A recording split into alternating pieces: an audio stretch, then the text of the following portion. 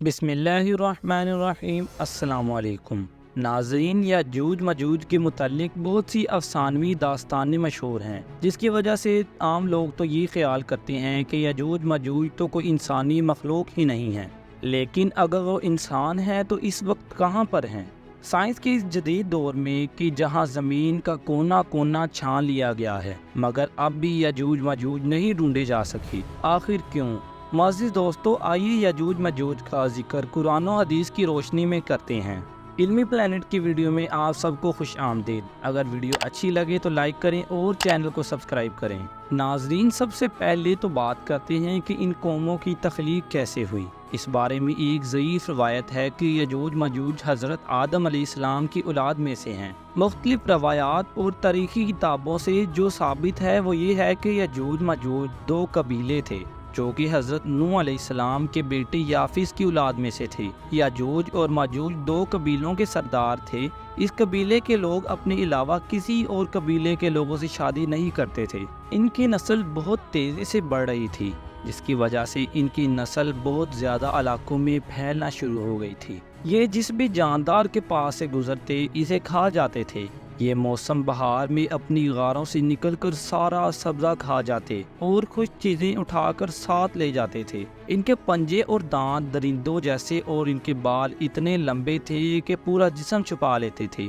معزز دوستو، اس وقت بھی دنیا میں ہماری آبادی کے ایک انسان کے بدلے میں یاجوج ماجوج کی قوم کے 10 افراد موجود ہیں، یعنی یاجوج ماجوج کی قوم ہم سے 10 گنا زیادہ ہے۔ تاریخی شواہد سے معلوم ہوتا ہے کہ یہ لوگ شمال مشرقی ایشیا میں زندگی بسر کرتے تھے اور اپنے وحشیانہ حملوں کے نتیجے میں ایشیا کے جنوبی اور مغربی علاقوں میں مصیبت برپا کرتے تھے۔ قیامت کی 10 عظیم نشانیوں میں سے ایک یاجوج ماجوج کا ظہور بھی ہے۔ اللہ تعالیٰ قرآن پاک میں ارشاد فرماتی ہیں کہ یہاں تک کہ یاجوج ماجوج کھول دیے جائیں گے اور وہ ہر بلندی سے دوڑتے ہوئے آئیں گے۔ یاجوج ماجوج کا وجود حضرت ذوالقرنین علیہ السلام سے بھی تعلق رکھتا ہے۔ حضرت ذوالقرنین علیہ السلام ایک بہت ہی نیک صفت انسان اور ایک عظیم بادشاہ تھے۔ اللہ تعالیٰ نے انہیں قوت و طاقت سے نوازا تھا اور انہوں نے مشرق سے مغرب تک اپنی حکومت قائم کر لی تھی۔ تمام بادشاہوں اور ممالک پر انہی کی حکومت تھی اور انہوں نے مشرق اور مغرب کے دور دراز کے سفر طے کیے تھے۔ ان کا تذکرہ قرآن مجید کی سورہ الکہف میں ملتا ہے اور جس کی تفسیر ہمیں احادیث میں بھی ملتی ہے۔ اسی زمانے میں یاجوج ماجوج نے قتل و غارت کا بازار گرم کر رکھا تھا اور ایسے وحشی تھے کہ انسان کو زندہ چیڑ پھاڑ دیتے تھے اور خون کی ندیاں بہانا ان کا معمول تھا۔ جب بھی کوئی علاقہ فتح کرتے تو وہاں موجود لوگوں کا خون پی جاتے تھے۔ پھر حضرت ذوالقرنین علیہ السلام فتوحات کرتے کرتے یاجوج ماجوج کے قریب پہنچے تو وہاں کے لوگ ان سے شکایت کرتے ہیں کہ ہمیں کسی طرح اس ظالم قوم سے نجات دلائیں، ہم آپ کے لیے کچھ خرچ کا انتظام کر دیں اس شرط پر کہ آپ ہمارے اور ان کے درمیان ایک دیوار بنا دیں گے۔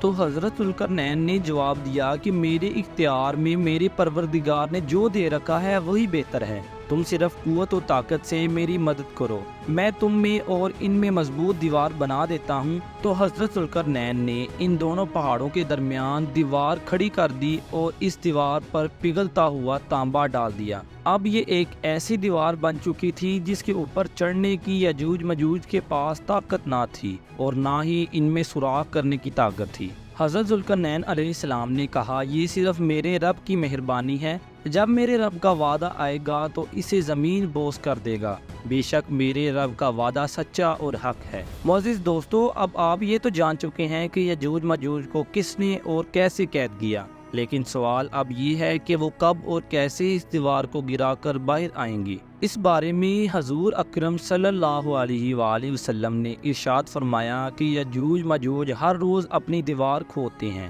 یہاں تک کہ جب قریب ہو جاتا ہے کہ سورج کی روشنی ان کو دکھائی دے تو وہ جو شخص ان کا سردار ہوتا ہے وہ کہتا ہے اب لوٹ چلو، باقی کل کھودیں گے۔ پھر اللہ تبارک و تعالیٰ اس دیوار کو ویسے ہی مضبوط کر دیتا ہے جیسے وہ پہلے تھی، لیکن جب ان کی مدت پوری ہو جائے گی اور اللہ تعالیٰ کو ان کا خروج منظور ہوگا تو وہ عادت کے مطابق دیوار کھودیں گے۔ جب کھوتے کھوتے قریب ہوگا کہ سورج کی روشنی دیکھیں تو اس وقت ان کا سردار کہے گا کہ اب لوٹ چلو، انشاءاللہ کل کھو دیں گے، اور انشاءاللہ کا لفظ کہیں گے۔ چنانچہ اس دن وہ لوٹ جائیں گی اور دیوار اسی حال پر رہے گی جیسے وہ چھوڑ کر گئے تھے۔ پھر وہ صبح آ کر اسے کھود دیں گی اور اسے کھود کر باہر نکل آئیں گے۔ محدثین اور مفسرین میں یجوج ماجوج کی قوم اور حضرت ذوالقرنین علیہ السلام کی دیوار کے حوالے سے بہت سے اختلافات پائے جاتے ہیں۔ اب تک 5 ایسی دیواریں سامنے آ چکی ہیں جن کے بارے میں قیاس کیا جاتا ہے کہ ان کے پیچھے یجوج ماجوج کو قید کیا گیا تھا۔ ان میں سے ایک دیوار چین بھی ہے، لیکن یہ دیوار تو پتھر اور اینٹوں سے بنی ہوئی ہے۔ یمن میں دیوار معرب کے بارے میں بھی حضرت ذوالقرنین علیہ السلام کی دیوار ہونے کا گمان کیا گیا ہے، لیکن یہ دیوار سیلاب روکنے کے لیے بنائی گئی تھی۔ اسی طرح دریائے خضر اور بحر اسود کے درمیان دیوار کی طرح کا پہاڑی سلسلہ شمال اور جنوب کو الگ کرتا ہے، اور یہاں ایک لوہے کی دیوار بھی نظر آتی ہے جس کے بارے میں لوگ قیاس کرتے ہیں کہ یہی ذوالقرنین کی دیوار ہے۔ ناظرین، یہ دعویٰ کہ سائنس کی ترقی کی وجہ سے اب دنیا کا کوئی کونا چھپا نہیں رہا، یہ دعویٰ غلط اور بے دلیل ہے۔ جس دیوار کی اور جس قوم کی اللہ تعالیٰ نے خبر دی ہے وہ صحیح اور درست ہے اور اس پر ایمان لانا واجب ہے، مگر ہمیں اس دیوار کا موقع اور محل معلوم نہیں۔ معزز دوستو، اب سوال یہ پیدا ہوتا ہے کہ پہلے دجال کا ظہور ہوگا یا یجوج ماجوج کا؟ حضور اکرم صلی اللہ علیہ وآلہ وسلم نے ارشاد فرمایا، جب دجال کا ظہور ہو جائے گا تو حضرت عیسیٰ علیہ السلام دمشق کی مشرق کی جانب سے سفید مینار پر زرد کپڑے پہنے ہوئے 2 فرشتوں کے بازو پر ہاتھ رکھے ہوئے اتریں گے، اور ان کی سانس کی باب جس طرف جس کافر کو بھی پہنچے گی وہ ہلاک ہو جائے گا۔ حضرت عیسیٰ علیہ السلام دجال کو قتل کریں گے، پھر اللہ کے حکم سے حضرت عیسیٰ علیہ السلام مومنین کو کوہ طور پر لے جائیں گے، کیونکہ اس وقت یاجوج ماجوج کا ظہور ہوگا جن کو کبھی شکست نہ ہوئی ہے۔ یاجوج ماجوج ہر طرف پھیل جائیں گے۔ جب یاجوج ماجوج ظاہر ہوں گی تو وہ اتنی زیادہ تعداد میں ہوں گی کہ ان کا پہلا گروہ ہی بحیرہ تبریہ کا سارا پانی پی جائے گا، اور جب ان کا آخری گروہ بحیرہ تبریہ پر پہنچے گا تو گمان کرے گا کہ کبھی یہاں پانی بھی ہوتا تھا۔ زمین کو فتح کرتے کرتے وہ بیت المقدس تک پہنچ جائیں گے تو کہیں گے کہ ہم نے ساری دنیا فتح کر لی، اب آسمان کو بھی فتح کیا جائے۔ تو وہ آسمان پر تیر پھینکیں گے جو خون آلود ہو کر واپس آ جائیں گے، تو یاجوج ماجوج کہیں گے کہ ہم نے آسمان بھی فتح کر لیا۔ معزز دوستو، دنیا میں قحط پڑ جائے گا کیونکہ وہ سارا پانی پی جائیں گے اور ساری فصلیں کھا جائیں گی۔ پھر حضرت عیسیٰ علیہ السلام اور ان کے ساتھی جو کہ کوہ طور پر محصور ہوں گے وہ اللہ تعالیٰ سے دعا کریں گے تو اللہ تعالیٰ حضرت عیسیٰ علیہ السلام کی دعا قبول فرمائے گا۔ تو یاجوج ماجوج کی گردنوں میں ایک کیڑا پیدا ہو جائے گا جس سے وہ ساری قوم ہلاک ہو جائے گی۔ ہر طرف یاجوج ماجوج کی لاشیں ہوں گی، گندگی، بدبو اور خون کی ندیاں بہہ رہی ہوں گی، یہاں تک کہ زمین پر پیر رکھنے کو جگہ نہ ملے گی۔ تو پھر حضرت عیسیٰ علیہ السلام اللہ تعالیٰ سے دعا کریں گے تو اللہ تعالیٰ بڑے بڑے پرندوں کو بھیجے گا جو ان کی لاشوں کو اٹھا کر کہیں دور لے جائیں گے۔ رسول اکرم صلی اللہ علیہ وآلہ وسلم نے ارشاد فرمایا، اس ذات کی قسم جس کے ہاتھ میں میری جان ہے، زمین کے جانور ان کا گوشت اور چربی کھا کر موٹے ہو جائیں گے۔